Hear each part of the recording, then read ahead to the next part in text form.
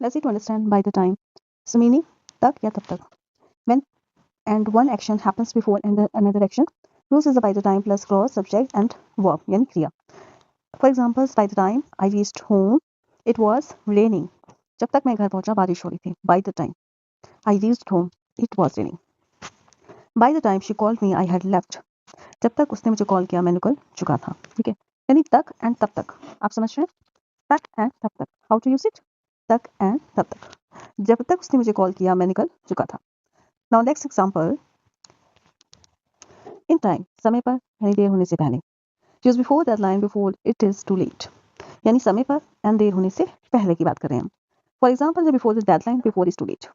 I reach the station in time. मैं समय रहते स्टेशन पहुंच गया. समय रहते स्टेशन पहुंच गया. In time, the doctor arrived in time to save him. Doctor समय रहते पहुंच गया, उसे बचा लिया.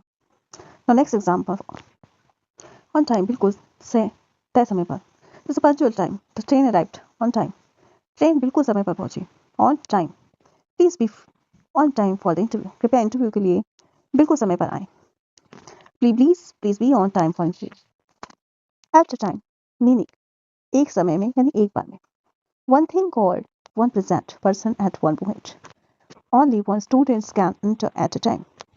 एक समय में केवल एक छात्र अंदर आ सकता या जा सकता है. Okay, so do one task at a time. एक समय में एक ही काम करो.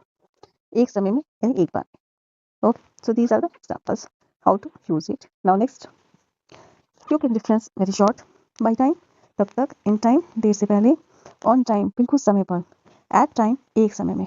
आई hope this we understand by time, in time, on, at time. If this video is informative, so don't forget to subscribe please. For more, subscribe please. Thanks for watching.